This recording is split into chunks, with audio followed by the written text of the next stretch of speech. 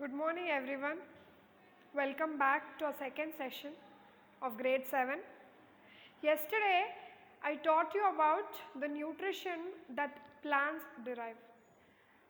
I told you that it was autotrophic nutrition. Now let us look at those plants which lack chlorophyll and they also need to synthesize their own food, isn't it?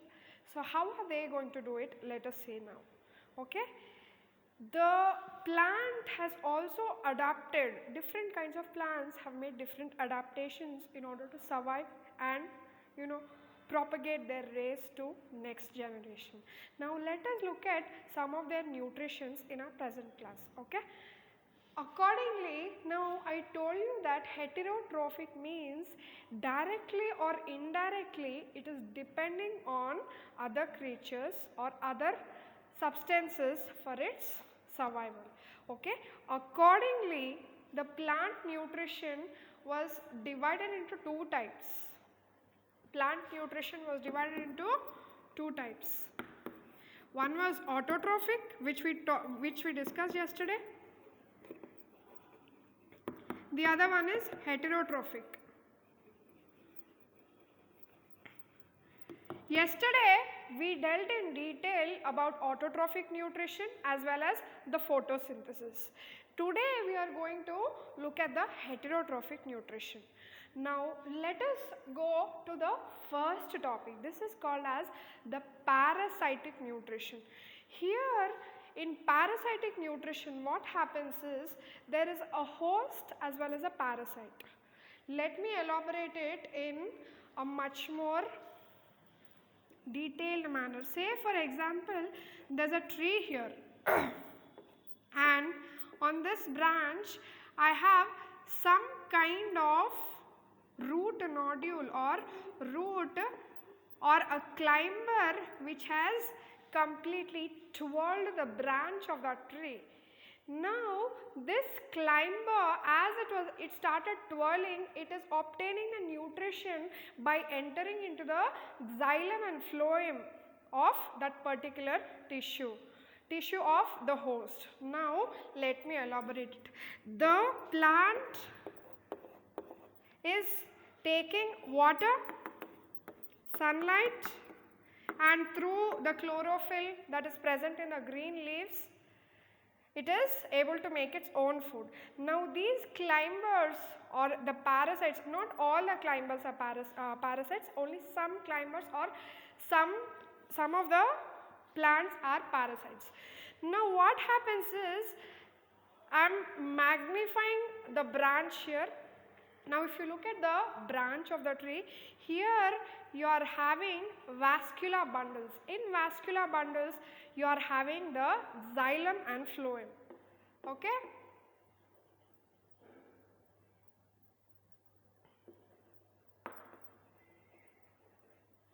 Now in xylem and phloem they are the conducting tissues. So what they do is they take up all the starch that is prepared or the water, the main contents that are there, they use it, they transport it to the different parts of the plant so that it survives. Now what are these root nodules or these climbers doing is they are directly penetrating into the vascular bundles of these plants and they are directly deriving the nutrition. Clear? So now this tree is a host here and these climbers are parasites. In parasitic plants what happens is the host will get affected. The host may sometimes completely die also, right? So host, the tree or the plant on which the parasites are living is called as a host. Clear? This is about the parasitic plants. Now example of parasitic plants if you see, it's mistletoe as well as doodler plant. I thought I'll directly show you how it looks like. Excuse me. Where is mistletoe?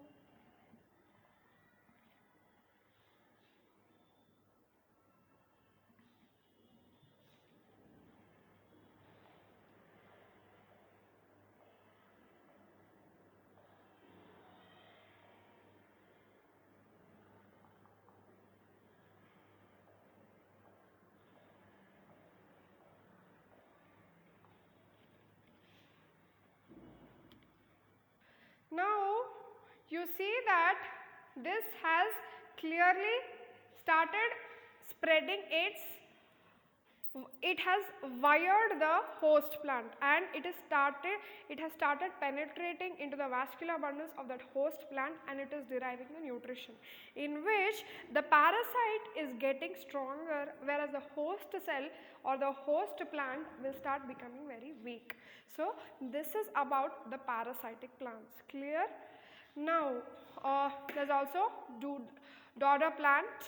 Now let us go to saprophytic plants. Okay. Now when it comes to saprophytic plants, they either feed on the decaying matter or the dead matter. Say for example, in a forest, a plant or a very, very giant tree has fallen down. Eventually it has to get back to the nature, isn't it? So these saprophytic plants, they feed on this dead tree, the dead matter of that tree, and help in giving back the nutrients to the soil. In this way, the soil will again become nutrient rich. Okay. They also feed on the dead animals. Say for example, now huge animals or the animals that are there, that have been surviving for a very long time. Due to age or something, they may die, or due to hunting or poaching, they may die. Now, how are the nutrients of that body or the dead body or the decaying body are sent back to the nature? It is through these plants that the nature get back its nutrients. Best example is your fungus. Wherever the fungus is growing, there is a clear indication that it is feeding on a dead or decaying matter. Clear? So mushrooms. That's why we see only some mushrooms we are able to eat, not all. Right? Now I think most of you are aware with this. Now this is another very good elaboration. Please look at this.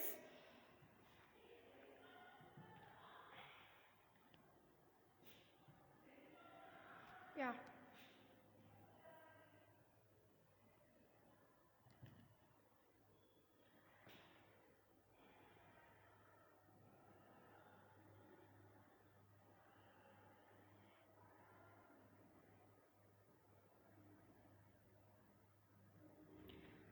Now,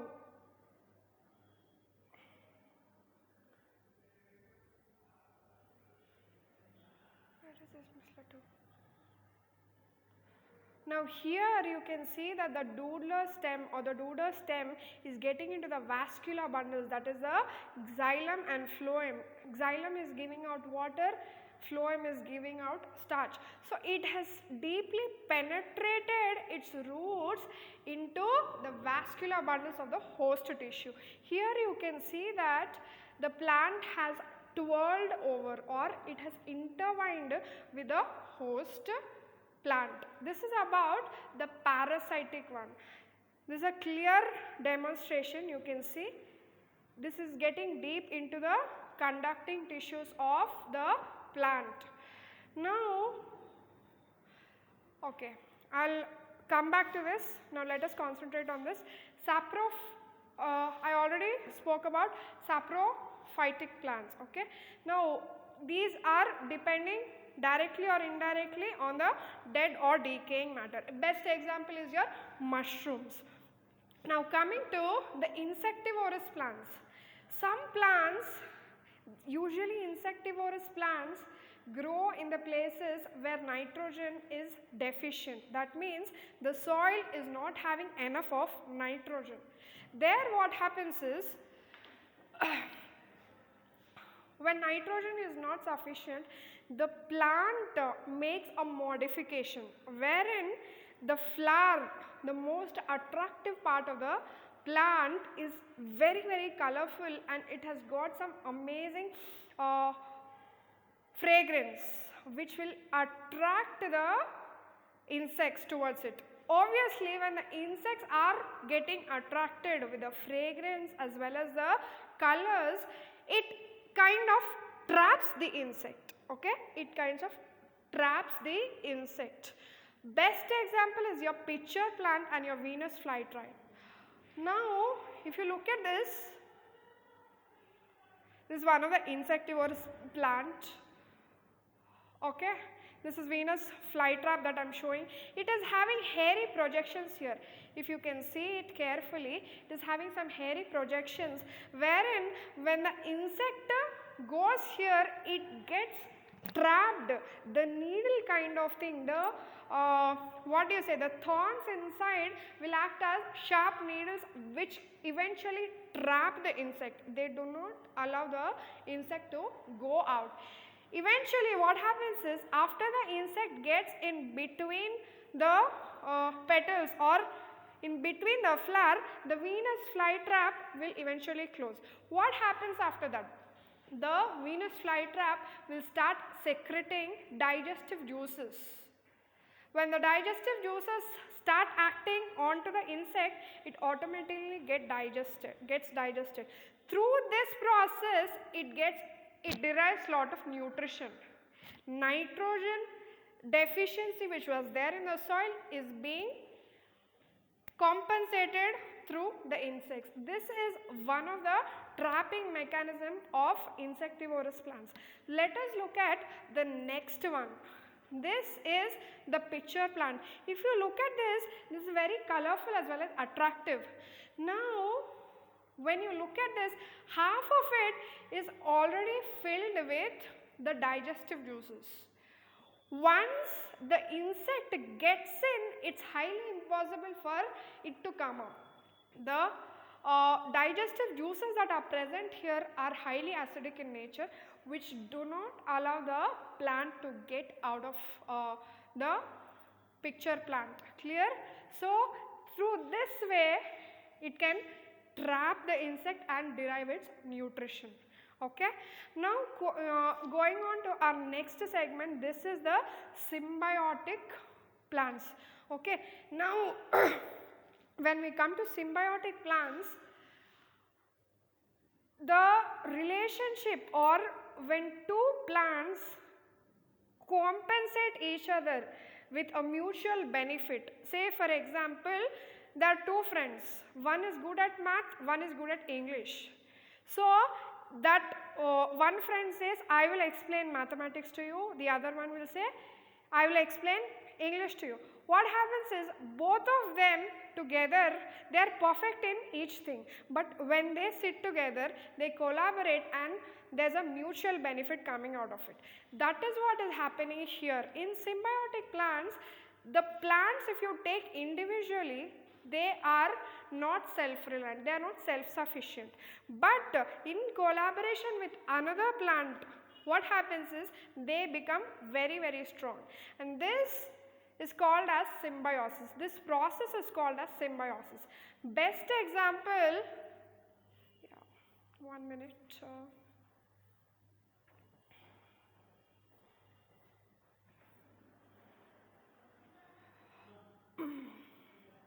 Yes. Now, when there is a combination of algae as well as fungus, right? They form something called as lichens. Okay, lichens or lichens. The study of lichens is called as lichenology. Now, when you look at this, now I am giving you a clear elaboration of what happens in symbiosis or symbiotic plants. Now, assume that there is a pea plant here. Pea is usually a climber. So, pea goes on like this. What happens is, the roots, in these roots you have a bacterium which is called as rhizobium. This rhizobium, what it does is, it takes the atmospheric nitrogen and fixes into the soil. When it fixes this atmospheric nitrogen,